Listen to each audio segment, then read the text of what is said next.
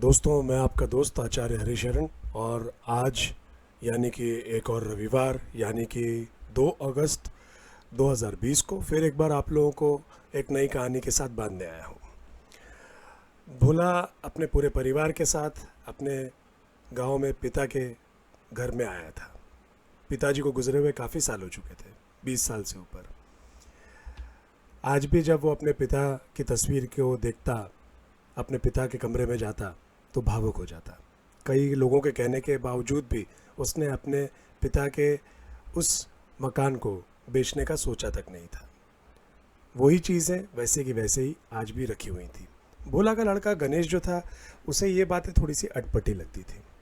आज जब देखा कि भोला यानी उसके पिताजी दादाजी के बिस्तर पे लेटे हुए हैं अकेले, तो उसने जाके उनके पास जाके पूछना ज़रूरी समझा। पिताजी, क्या मैं आपसे एक बात पूछ सकता हूँ? भोला ने कहा, पूछो।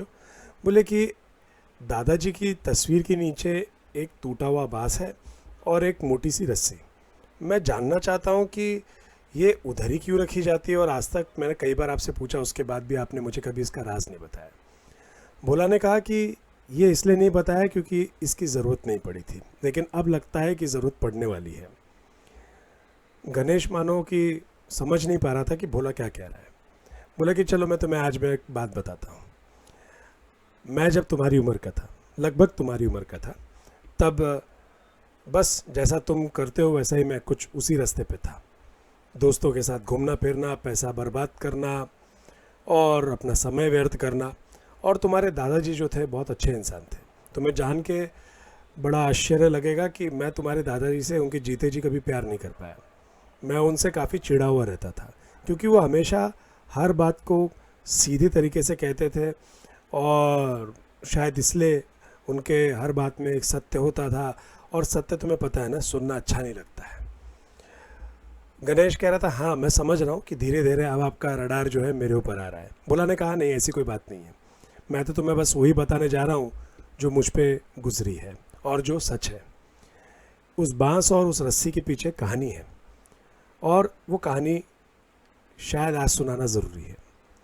भोला ने कहा कि जब मैं तुम्हारी उम्र का था तो मैं समय इसी प्रकार बर्बाद करता था, काफ़ी पैसे खर्च करता था, और मेरे पिताजी यानी तुम्हारे दादाजी को ये बातें बिल्कुल पसंद नहीं आती थी। एक दिन डिनर टेबल पे मुझ पर काफ़ी नाराज़ भी हुए थे, और कहने लगे थे कि तुम व्यापार की तरफ ध्यान दो तो बेहतर होगा, कुछ सीख लो तो एटलीस्ट मेरे मरने के बाद मुझे इस बात की निश्चिंतगी रहेगी कि तुम ज़िंदगी में भूखे नहीं मरोगे।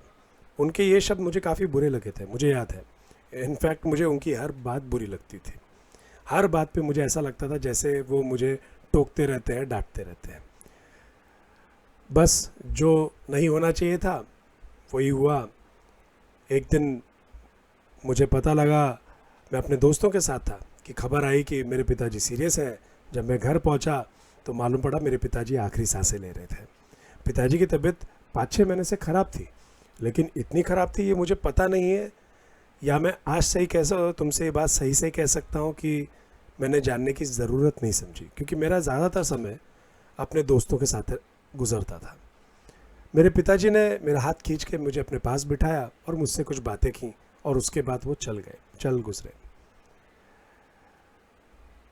1-1.5 महीने के समय के अंदर काफ़ी चीज़ें नॉर्मल हो चुकी थी। दोस्तों का आना जाना शुरू हो गया था, घर में और कोई था ही नहीं। तुम जानते हो तुम्हारी कोई बुआ या तुम्हारे चाचा तो है नहीं, और मेरी ज़िंदगी काफ़ी अच्छी कट रही थी। ऐसा करते करते 4 साल निकल गए ज़िंदगी के। 4 साल के बाद एक समय ऐसा आया, ना बैंक में पैसा रहा ना तिजोरी में। व्यापार तो कभी समझ में नहीं आया था, इसलिए ये भी नहीं जानता था करना क्या है। धीरे धीरे दोस्तों ने भी आना बंद कर दिया। एक बात तो समझ में आ गई थी कि ये वही दोस्त हैं जो 4 साल तक मेरे घर पे आते रहे, लेकिन आज जब मेरे पास पैसा ख़त्म हो गया है, अब कोई दोस्त नहीं समझता मुझे। मेरे पिता की बात, हर वो बात जो उन्होंने मुझे गुस्से में कही थी, आज मालूम नहीं वही बातें मुझे बार बार याद आने लगी थी। गणेश बहुत ध्यान से सुन रहा था। तो पिताजी, फिर आपने क्या किया? करना क्या था बेटा? तुम्हारे दादाजी मरने से पहले मुझे ये कह के गए थे कि मेरी 2 बातों को तुम मेरे मरने के बाद मेरी 2 इच्छाओं को पूरा करोगे। तो वो 2 इच्छाएं क्या थी? पापा, हाँ हाँ बताता हूँ, चिंता मत करो। पहली इच्छा तो ये थी कि जब भी मैं पूर्ण रूप से बर्बाद हो जाऊँ, यानी मेरे पास पैसा ना बचे, यानी कि मेरे पास कुछ भी ना बचे, तो मैं शिव मंदिर जाके बैठूँ। तो उनकी उस आखिरी बात को रखने के लिए मैं उस दिन परेशान था, जेब में कुछ पैसे बचे नहीं थे, तो मैं शिव मंदिर चला गया था। जब शिव मंदिर पहुंचा तो वहाँ पे पंडित जी किसी लड़के को डांट रहे थे। उसे कह रहे थे कि तुम्हारा इस मंदिर में आना कोई मतलब नहीं रखता, तुमने अगर अपने माता पिता की बात नहीं सुनी है तो क्यों उम्मीद करते हो कि यहाँ पर एक पत्थर तुम्हारी बात सुनेगा। वो लड़के ने कहा कि आप शिवलिंग को पत्थर कैसे कह सकते हैं। बोले, मैं शिवलिंग को पत्थर इसलिए कह सकता हूँ क्योंकि जो इंसान जीते जी अपने जीवित माता पिता की बात, उनकी इच्छा पूरी ना करे, उनके लिए शिवलिंग पत्थर ही होता है। भगवान तुम्हारी क्यों सुनेगा, तुम्हारे जीते जाते भगवान तो अब है नहीं। जाओ अपने माता पिता के पास जाओ, उनकी इच्छा पूरी करो। पंडित जी की वो बातें मुझ पे काफ़ी असर कर गई थी। मैं रोने लगा और रोते रोते उस मंदिर से मैं बाहर निकल गया। पूरा रास्ता रोता गया, चलता गया, जैसे आसपास जो लोग चल रहे थे सड़क पे, उनका मुझे कोई हिसाब ही नहीं था। जब मैं घर पहुंचा, शाम का समय था और मैं अपने पिताजी के कमरे में गया। अब उनकी दूसरी इच्छा थी, उनकी दूसरी इच्छा पूरी करने का समय आ गया। मैंने धीरे से बिस्तर के नीचे से एक रस्सी को निकाला जो मेरे पिताजी ने ही रखी थी वहाँ पे। मेरे पिताजी की दूसरी इच्छा थी कि जिस दिन मैं बर्बाद हो जाऊँ पूरी तरह से और मेरे पास कोई रास्ता ना बचे जीवन जीने के लिए, तो उन्होंने मुझसे कहा था कि बेटा मेरी ये दूसरी इच्छा पूरी करना कि इसी रस्सी से इस ऊपर वाले एक मोटा सा बांस देख रहे हो, उस बांस के ऊपर रस्सी को बांधना और फांसी लगा के मर जाना, क्योंकि वैसे भी तुम अपना जीवन पूर्ण रूप से बर्बाद कर चुके हो। गणेश ने कहा, पिताजी ये तो बड़ी अजीब सी बात है, कोई बाप अपने बेटे को ऐसा कैसे कह सकता है। भोला ने कहा कि बस रुको, इम्पेशंस अच्छा नहीं है, अब तुम्हें बहुत जल्दी समझ में आएगा कि बाप बाप ही होता है। गणेश समझ नहीं पा रहा था। भोला ने कहा कि कहानी आगे बढ़ाता हूँ बेटा। तो उस समय मेरे मन में यही था कि बस चलो, जीते जी तो मैं अपने पिता की बात नहीं सुन पाया, अब कम से कम उनके मरने के बाद उनकी दोनों इच्छाओं को पूरी कर दूँ। मैंने उस मोटी सी रस्सी को उस बांस पे बांधा, उन्होंने जैसा कहा था, और मेरे पिता के जो तस्वीर मेरे पिता की लगी हुई थी दीवार पे, उसको देखता गया। गले में फंदा बांधा और नीचे स्टूल था। आज बस मन कर रहा था कि पिताजी अगर आप होते बस, तो आज फिर से एक बार कोशिश करता जीवन में कुछ करने के लिए। आज मैं कितना चाहता हूँ कि आप इधर हो, आज मैं कितना आपके वो कटाक्ष सुनना चाहता हूँ, आज कितना मन कर रहा है कि आप मुझे डांटें। और सच कहता हूँ, अगर आज आप कहीं से भी आ जाएं तो मैं सुनना चाहता हूँ आपकी उस डांट को, और आप कितना भी मुझे डांटें तो आज मैं बस सुनता रहूँगा। और मैं आपसे वादा करना चाहता था आज, अगर आप जिंदा होते, कि मैं कल से आपके व्यापार में लगूंगा, दिन रात मेहनत करूँगा, हर पैसे को संभालूंगा। मुझे वक्त ने बाद में सिखाया, आपने पहले बताया था कि बुरा वक्त आएगा तो कैसा होगा, लेकिन अब इन बातों के लिए शायद समय नहीं है। तो आज मैं आपकी इन इच्छाओं को ज़रूर पूरा करूंगा। इस आखिरी पे इच्छा को पूरा कर रहा हूँ। मेरे नमन को स्वीकार करिए, मैं आपको नमन करता हूँ, उसे स्वीकार करिए, बहुत जल्दी आपसे मुलाकात होगी। और इतना कह के मैंने उस स्टूल को धक्का दे दिया। रस्सी जो थी गले में आके अटक गई और एक जोर का झटका लगा। बांस जो था वो टूट गया और मैं नीचे ज़मीन पे आकर गिर गया। कुछ क्षणों के लिए तो मैं बिल्कुल बेहोश था। कुछ समय के लिए मेरे को होश नहीं था। कुछ समय के बाद जब होश आया तो देखा एक कागज़ मेरे पास में पड़ा हुआ है। मैं थोड़ा आश्चर्यचकित था। मैंने उम्मीद नहीं की थी कि वो बांस टूट जाएगा। मैंने उस कागज़ को उठाया तो देखा कि वो मेरे पिता की चिट्ठी है। मैंने उस चिट्ठी को पढ़ना शुरू किया। तुम्हारे दादाजी ने उसमें मुझे लिखा हुआ था कि भोला, अगर आज तुम ये चिट्ठी पढ़ रहे हो तो मैं जानता हूँ कि तुम पूरी तरह से टूट चुके हो, बर्बाद हो चुके हो, और आज तुम्हें ये भी समझ में आ गया होगा कि जो लोग तुम्हारे अच्छे वक्त में तुम्हारे से साथ है और बुरे वक्त में नहीं, यानी कि वो तुम्हारे दोस्त बिल्कुल नहीं हो सकते। किसी भी इंसान का अच्छा दोस्त उसके माता पिता होते हैं और उसका अपनी की गई मेहनत होती है। पिताजी की वो बातें चिट्ठी में थी, लेकिन लग रहा था कि जैसे साक्षात आज वो सामने मेरे खड़े हैं और मुझे सुना रहे हैं।